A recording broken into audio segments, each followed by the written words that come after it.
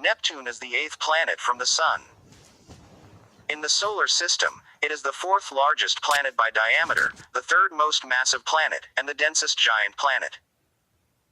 It is 17 times the mass of Earth, and slightly more massive than its near twin Uranus.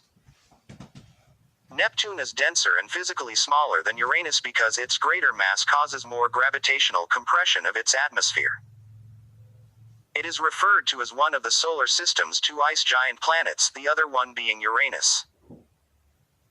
Being composed primarily of gases and liquids, it has no well-defined, solid surface. The planet orbits the Sun once every 164.8 years at an average distance of 30.1 astronomical units, 2,799,300,000 miles. It is named after the Roman god of the sea and has the astronomical symbol, representing Neptune's trident. Neptune is not visible to the unaided eye and is the only planet in the solar system found by mathematical prediction rather than by empirical observation. Unexpected changes in the orbit of Uranus led Alexis Bouvard to hypothesize that its orbit was subject to gravitational perturbation by an unknown planet. After Bouvard's death, the position of Neptune was predicted from his observations, independently, by John Couch-Adams and Urbain Le Verrier. Neptune was subsequently observed with a telescope on the 23rd of September 1846 by Johann Galle within a degree of the position predicted by Le Verrier. Its largest moon, Triton, was discovered shortly thereafter, though none of the planet's remaining 13 known moons were located telescopically until the 20th century. The planet's distance from Earth gives it a very small apparent size, making it challenging to study with Earth-based telescopes. Neptune was visited by Voyager 2, when it flew by the planet on the 25th of August 1989. Voyager 2 remains the only spacecraft to have visited Neptune. The advent of the Hubble Space Telescope and large ground-based telescopes with adaptive optics has recently allowed for additional detailed observations from afar. Like Jupiter and Saturn, Neptune's atmosphere is composed primarily of hydrogen and helium, along with traces of hydrocarbons and possibly nitrogen, though it contains a higher proportion of ices, such as water, ammonia and methane. However, similar to Uranus, its interior is primarily composed of ices and rock. Uranus and Neptune are normally considered ice giants, to emphasize this distinction. Traces of methane in the outermost regions in part account for the planet's blue appearance, though an unknown component is believed to color Neptune a deeper blue compared to Uranus. In contrast to the hazy, relatively featureless atmosphere of Uranus, Neptune's atmosphere has active and visible weather patterns. For example, at the time of the Voyager 2 flyby in 1989, the planet's southern hemisphere had a great dark spot comparable to the Great Red Spot on Jupiter. More recently, in 2018, a newer main dark spot and smaller dark spot were identified and studied. In addition, these weather patterns are driven by the strongest sustained winds of any planet in the solar system, with recorded wind speeds as high as 1,300 miles per hour. Because of its great distance from the Sun, Neptune's outer atmosphere is one of the coldest places in the solar system, with temperatures at its cloud tops approaching -361 degrees. Temperatures at the planet's center are approximately 9,300 degrees. Neptune has a faint and fragmented ring system labeled arcs, which was discovered in 1984, then later confirmed by Voyager 2. Some of the earliest recorded observations ever made through a telescope, Galileo's drawings on the 28th of December 1612 and the 27th of January 1613 contain plotted points that match up with what is now known to be the position of Neptune. On both occasions, Galileo seems to have mistaken Neptune for a fixed star when it appeared close, in conjunction, to Jupiter in the night sky. Hence, he is not credited with Neptune's discovery. Yee-haw.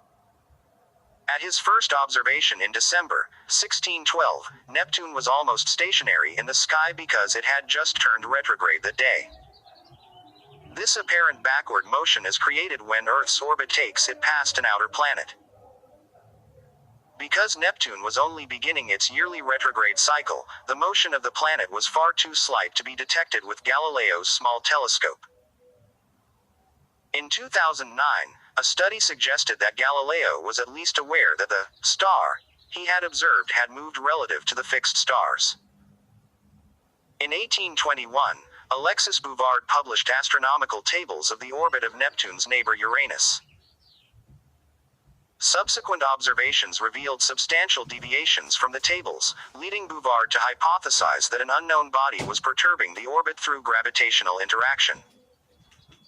In 1843, John Couch Adams began work on the orbit of Uranus using the data he had. He requested extra data from Sir George Airy, the Astronomer Royal, who supplied it in February 1844.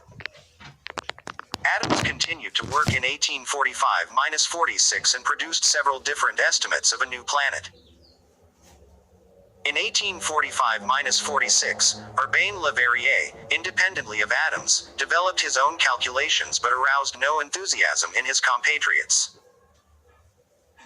In June 1846, upon seeing Le Verrier's first published estimate of the planet's longitude and its similarity to Adams's estimate, Airy persuaded James Shalley to search for the planet. Shalley vainly scoured the sky throughout August and September.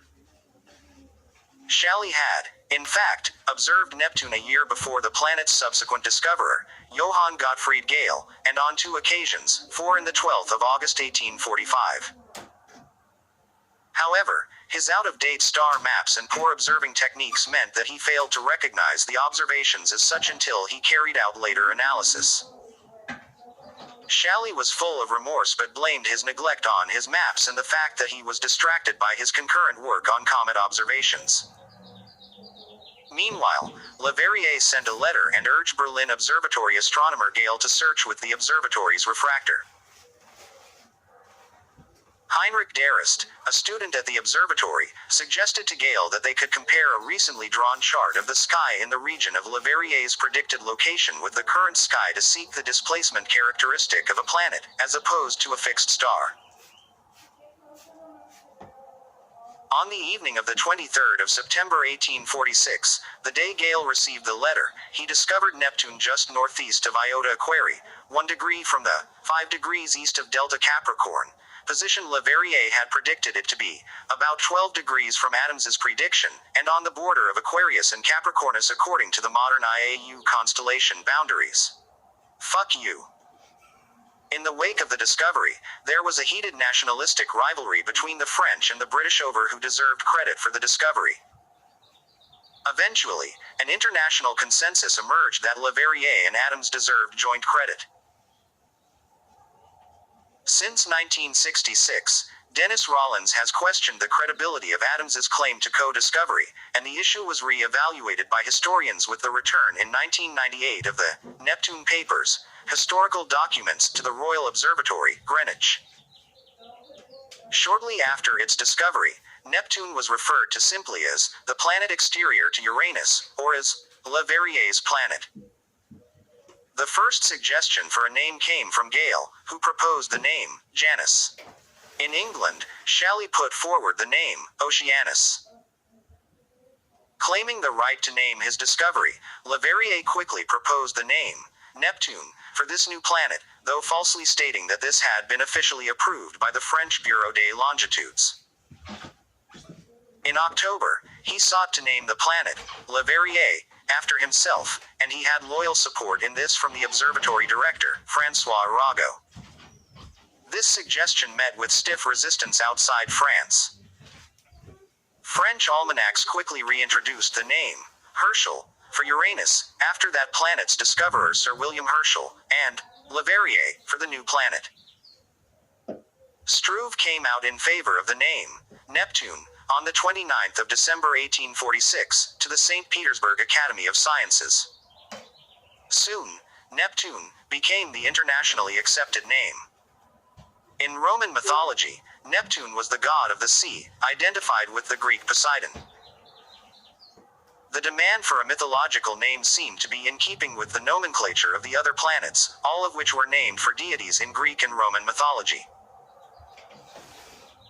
Most languages today use some variant of the name, Neptune, for the planet. Indeed, in Chinese, Vietnamese, Japanese, and Korean, the planet's name was translated as Sea King Star, Hai Wang Xing. In Mongolian, Neptune is called Dalan Van, reflecting its namesake god's role as the ruler of the sea. In modern Greek, the planet is called Poseidon, Poseidonas, the Greek counterpart of Neptune. In Hebrew, Rahab, from a biblical sea monster mentioned in the Book of Psalms, was selected in a vote managed by the Academy of the Hebrew Language in 2009 as the official name for the planet, even though the existing Latin term Neptune is commonly used. In Maori, the planet is called Tangaroa, named after the Maori god of the sea. In Nahuatl, the planet is called Lalaxitlali, named after the rain god Tlaloc. In Thai, Neptune is referred to by its westernized name Dao Neptune, Donpisiyun, but is also called Dao Kitu, Dakatu, lit. Star of Kitu, after Kitu, the descending lunar node, who plays a role in Hindu astrology.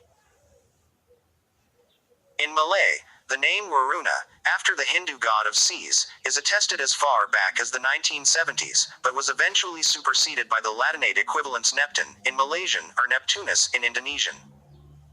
The usual adjectival form is Neptunian. The nonce form Poseidon, Sodon, from Poseidon, has also been used, though the usual adjectival form of Poseidon is Poseidonian, Sodonan. From its discovery in 1846 until the discovery of Pluto in 1930, Neptune was the farthest known planet. When Pluto was discovered, it was considered a planet, and Neptune thus became the second farthest known planet, except for a 20-year period between 1979 and 1999 when Pluto's elliptical orbit brought it closer than Neptune to the Sun. The discovery of the Kuiper belt in 1992 led many astronomers to debate whether Pluto should be considered a planet or as part of the Kuiper belt.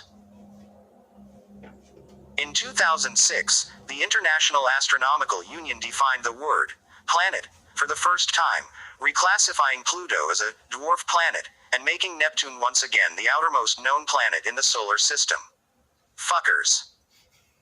Neptune's mass of 1.0243 times 10 squared to the power of 6 kg is intermediate between Earth and the larger gas giants. It is 17 times that of Earth but just 5% that of Jupiter. Its gravity at 1 atmosphere is 11.15 meters per second squared, 14% stronger than the surface gravity of Earth, and surpassed only by Jupiter. Neptune's equatorial radius of 15,387.6 miles is nearly 4 times that of Earth. Neptune, like Uranus, is an ice giant, a subclass of giant planet, because they are smaller and have higher concentrations of volatiles than Jupiter and Saturn. In the search for exoplanets, Neptune has been used as a metonym.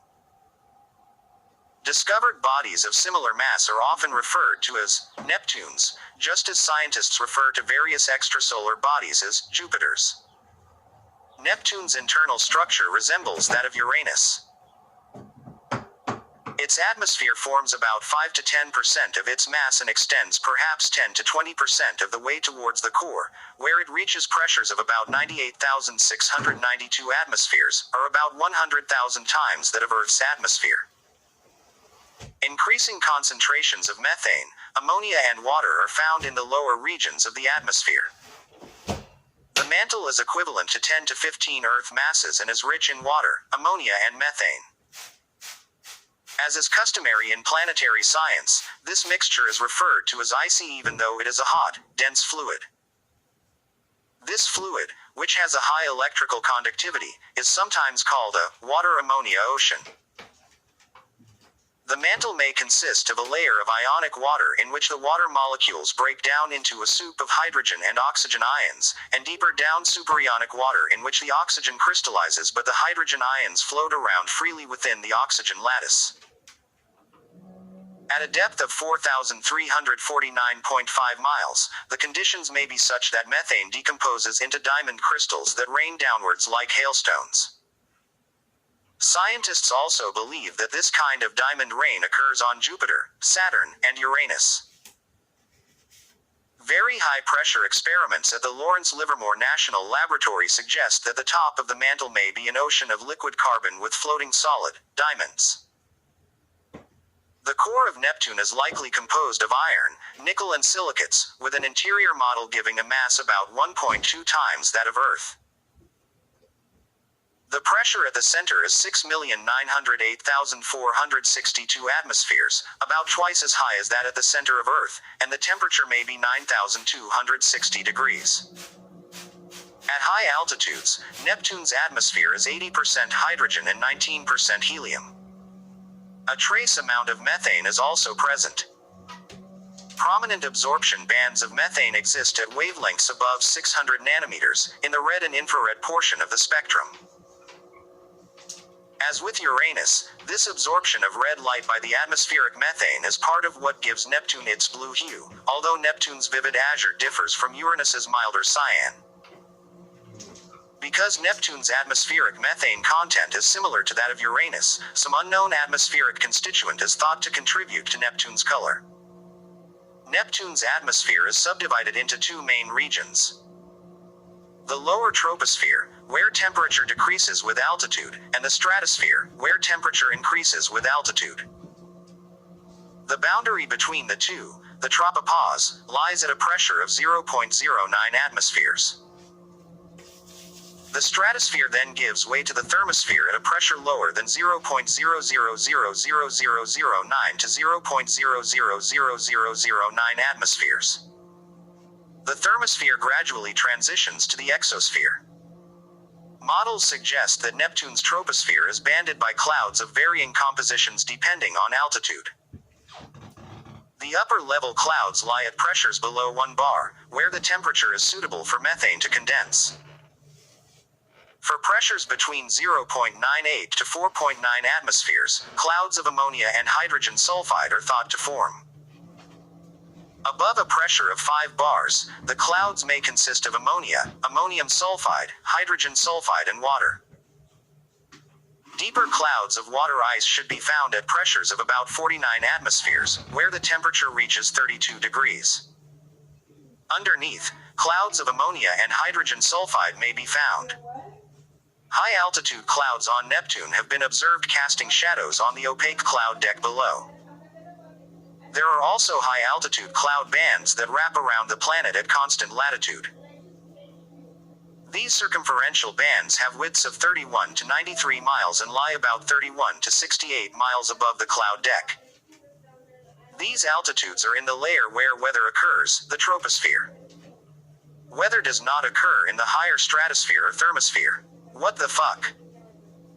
Neptune's spectra suggest that its lower stratosphere is hazy due to condensation of products of ultraviolet photolysis of methane, such as ethane and ethine. The stratosphere is also home to trace amounts of carbon monoxide and hydrogen cyanide. The stratosphere of Neptune is warmer than that of Uranus due to the elevated concentration of hydrocarbons. For reasons that remain obscure, the planet's thermosphere is at an anomalously high temperature of about 890 degrees.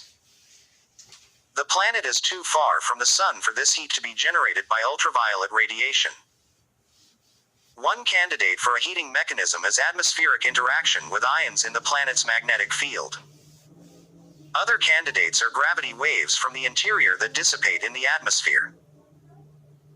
The thermosphere contains traces of carbon dioxide and water, which may have been deposited from external sources such as meteorites and dust. Neptune resembles Uranus in its magnetosphere, with a magnetic field strongly tilted relative to its rotational axis at 47 degrees and offset at least 0.55 radius, or about 8,388.5 miles from the planet's physical center. Before Voyager 2's arrival at Neptune, it was hypothesized that Uranus's tilted magnetosphere was the result of its sideways rotation. In comparing the magnetic fields of the two planets, scientists now think the extreme orientation may be characteristic of flows in the planet's interiors. This field may be generated by convective fluid motions in a thin spherical shell of electrically conducting liquids, probably a combination of ammonia, methane and water, resulting in a dynamo action. The dipole component of the magnetic field at the magnetic equator of Neptune is about 14 microteslas, 0.14 G. The dipole magnetic moment of Neptune is about 2.2 times 10 to the power of 7 Tm3, 14 μTRN3, where Rn is the radius of Neptune.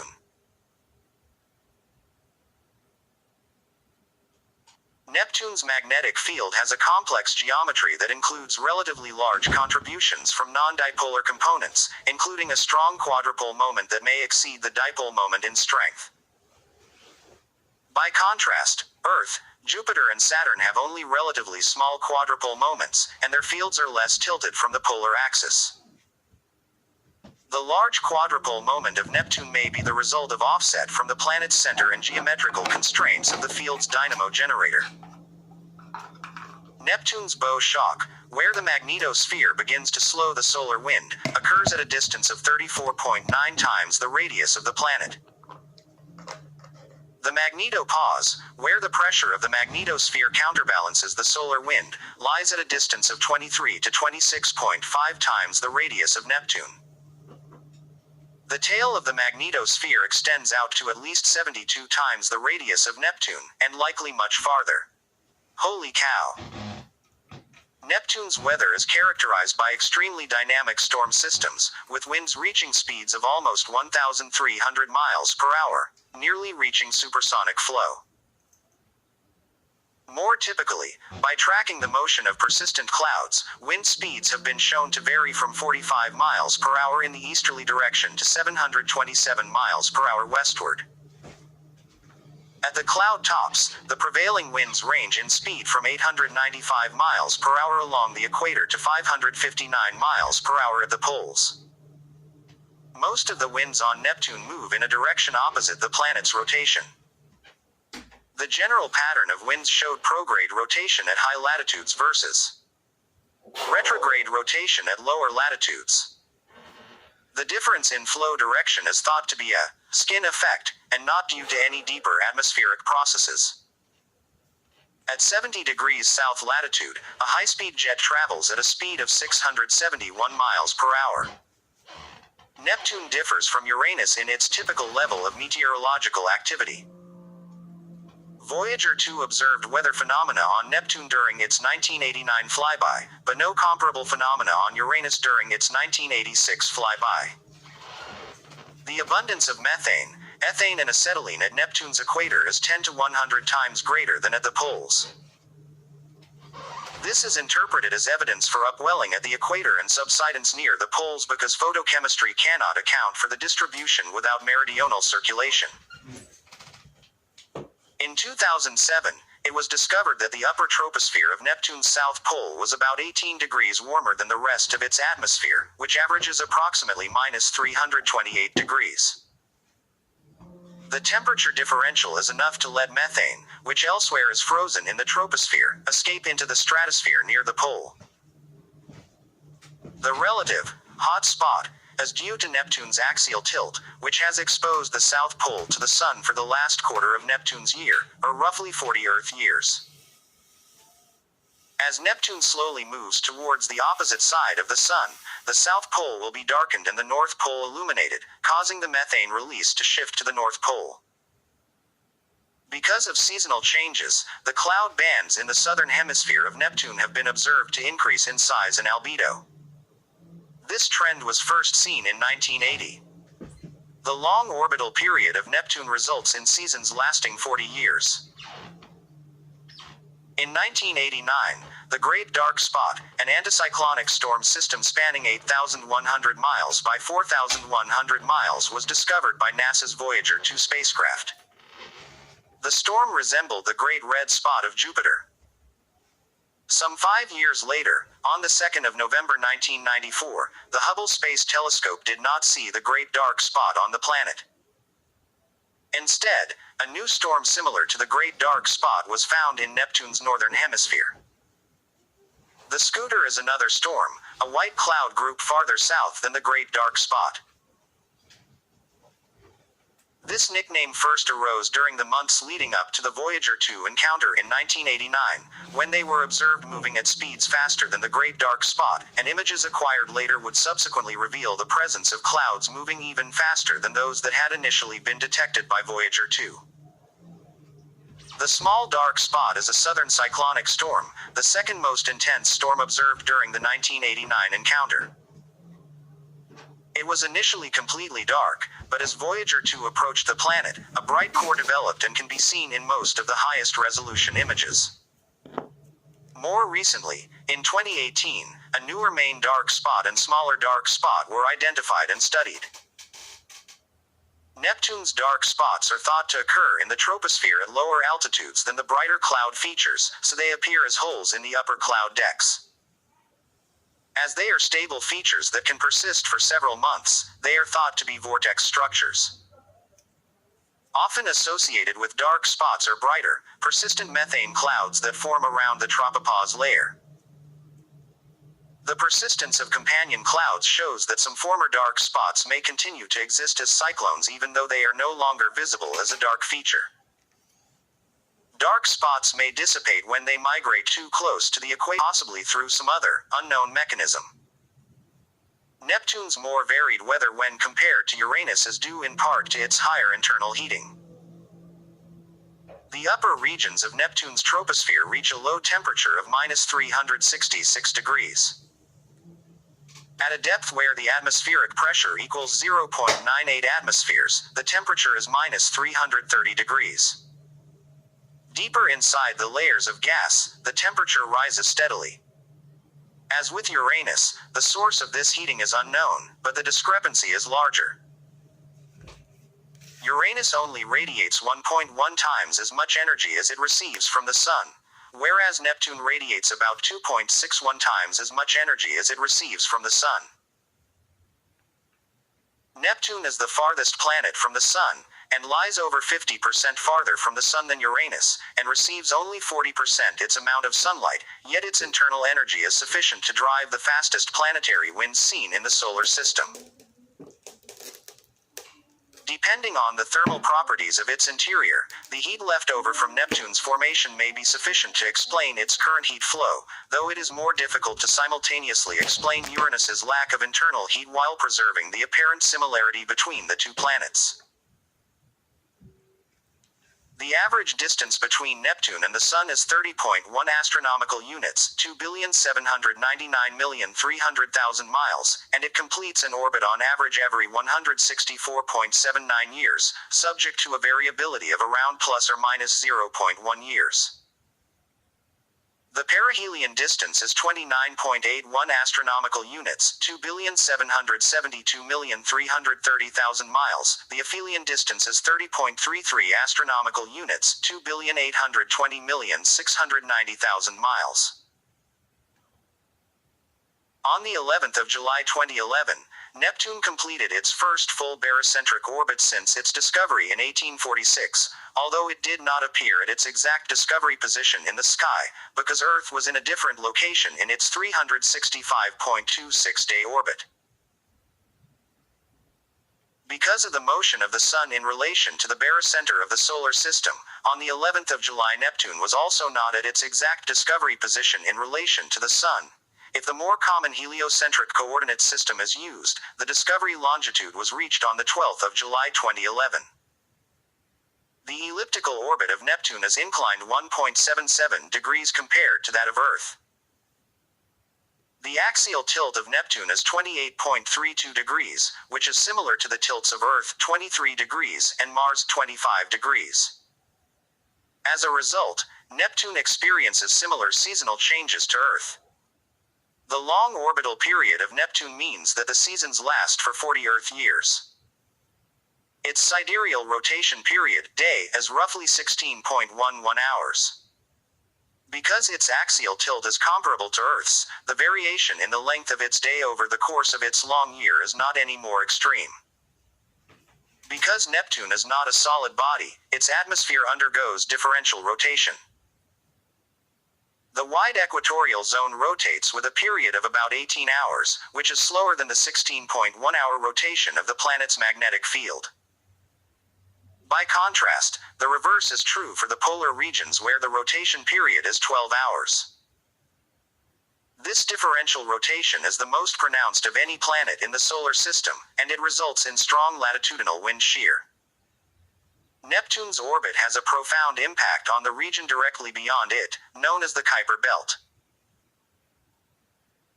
The Kuiper Belt is a ring of small icy worlds, similar to the asteroid belt but far larger, extending from Neptune's orbit at 30 astronomical units, 2,790,000,000 miles, out to about 55 astronomical units, 5,115,000,000 miles, from the Sun. Much in the same way that Jupiter's gravity dominates the asteroid belt, shaping its structure, so Neptune's gravity dominates the Kuiper Belt. Over the age of the solar system, certain regions of the Kuiper Belt became destabilized by Neptune's gravity, creating gaps in its structure.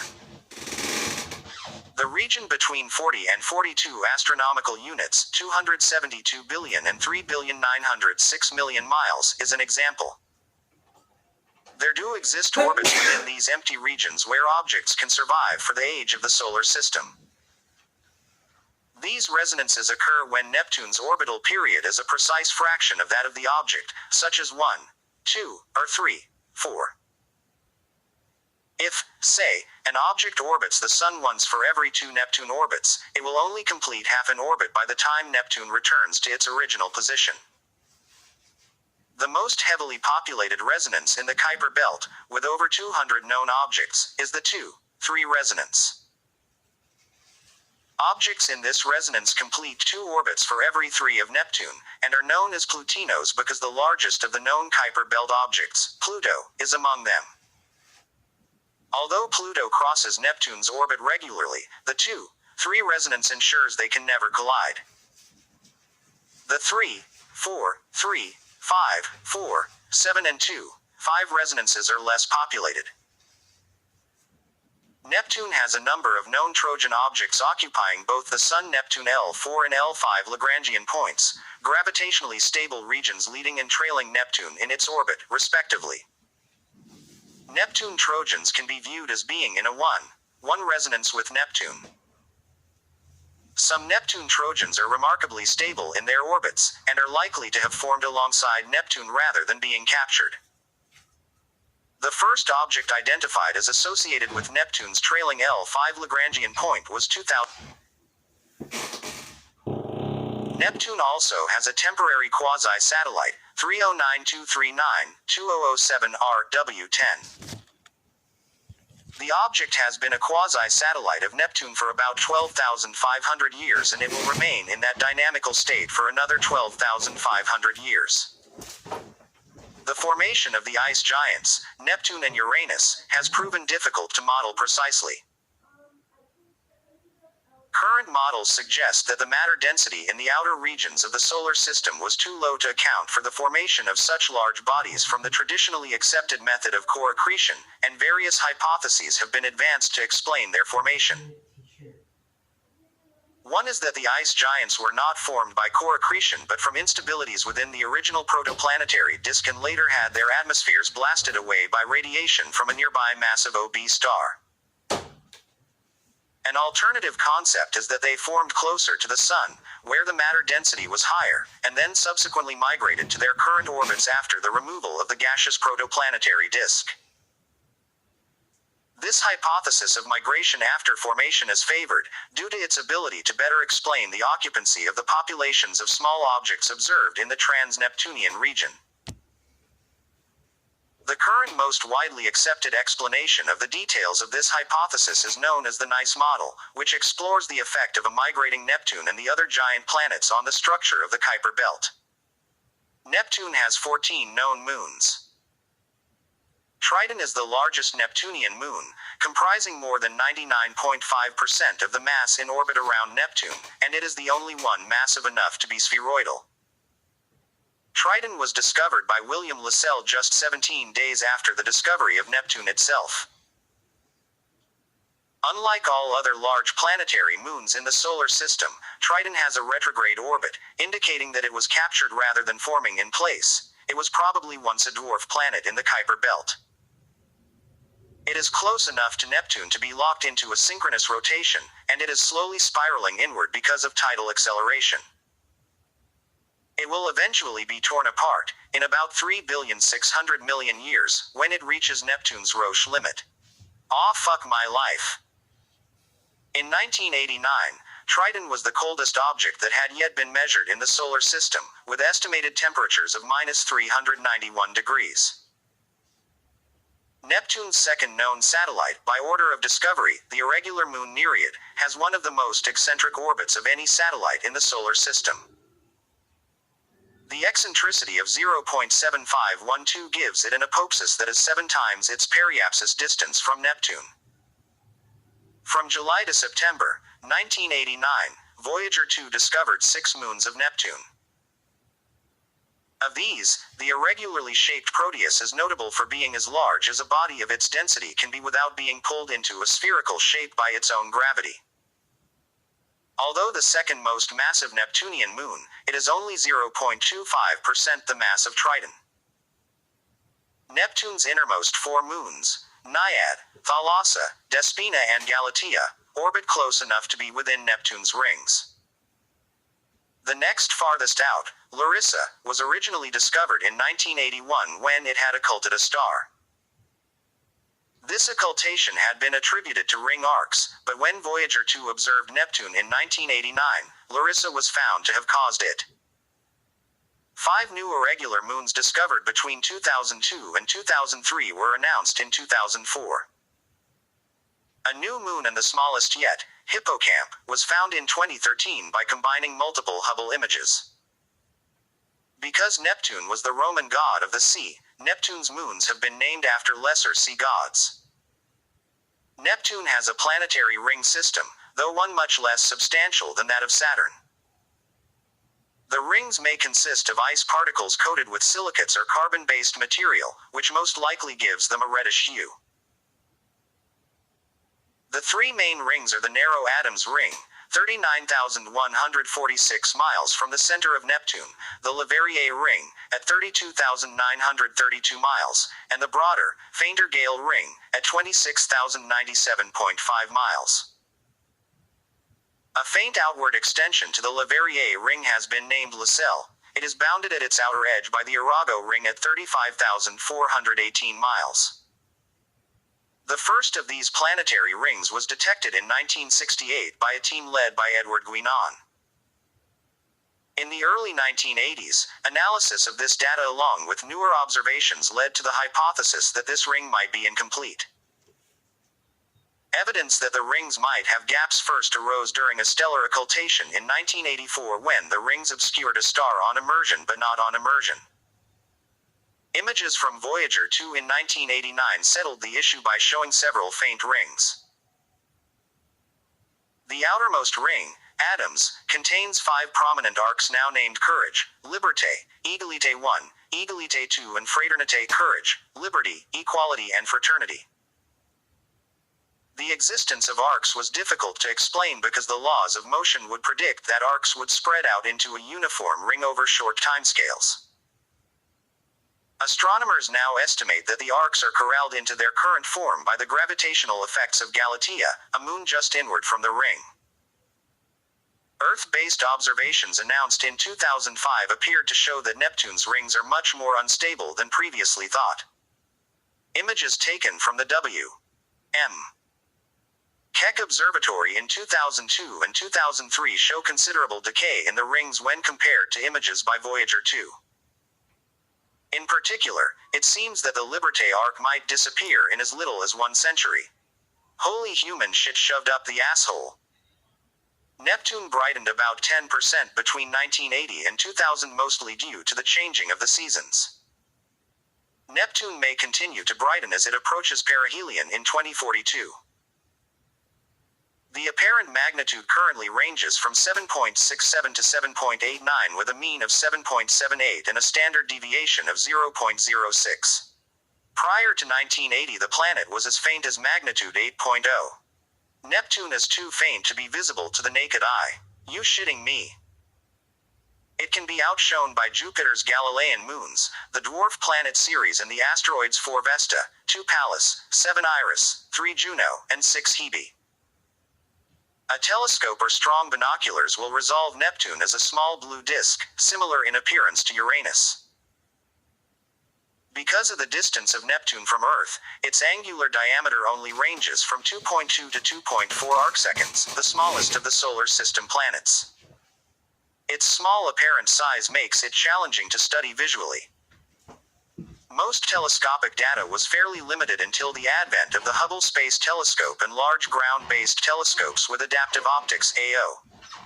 The first scientifically useful observation of Neptune from ground-based telescopes using adaptive optics was commenced in 1997 from Hawaii. Neptune is currently entering its spring and summer season and has been shown to be heating up, with increased atmospheric activity and brightness as a consequence.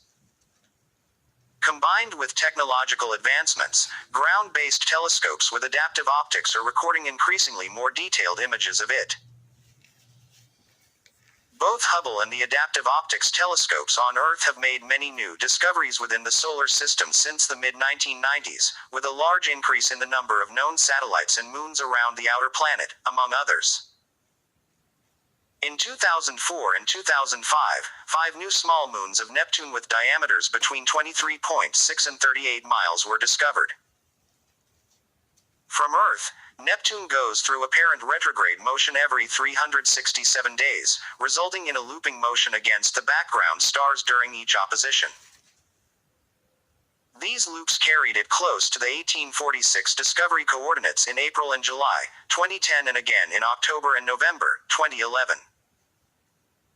Neptune's 164-year orbital period means that the planet takes an average of 13 years to move through each constellation of the zodiac. In 2011, it completed its first full orbit of the Sun since being discovered and returned to where it was first spotted northeast of Iota Aquarii. Observation of Neptune in the radio frequency band shows that it is a source of both continuous emission and irregular bursts. Both sources are thought to originate from its rotating magnetic field. In the infrared part of the spectrum, Neptune's storms appear bright against the cooler background, allowing the size and shape of these features to be readily tracked. Voyager 2 is the only spacecraft that has visited Neptune. The spacecraft's closest approach to the planet occurred on the 25th of August 1989. Because this was the last major planet the spacecraft could visit, it was decided to make a close flyby of the moon Triton, regardless of the consequences to the trajectory, similarly to what was done for Voyager 1's encounter with Saturn and its moon Titan. The images relayed back to Earth from Voyager 2 became the basis of a 1989 PBS all-night program, Neptune All Night. During the encounter, signals from the spacecraft required 5.5 hours to reach Earth. Hence, for the most part, Voyager 2's mission relied on preloaded commands for the Neptune encounter. The spacecraft performed a near encounter with the moon Nereid before it came within 2,734 miles of Neptune's atmosphere on the 25th of August, then passed close to the planet's largest moon Triton later the same day. The spacecraft verified the existence of a magnetic field surrounding the planet and discovered that the field was offset from the center and tilted in a manner similar to the field around Uranus. Neptune's rotation period was determined using measurements of radio emissions, and Voyager 2 also showed that Neptune had a surprisingly active weather system. 6 new moons were discovered, and the planet was shown to have more than one ring. The flyby also provided the first accurate measurement of Neptune's mass, which was found to be 0.5% less than previously calculated. The new figure disproved the hypothesis that an undiscovered planet X acted upon the orbits of Neptune and Uranus. I farted in my own face. Since 2018, the China National Space Administration has been studying a concept for a pair of Voyager-like interstellar probes tentatively known as Interstellar Express or Interstellar Heliosphere Probe.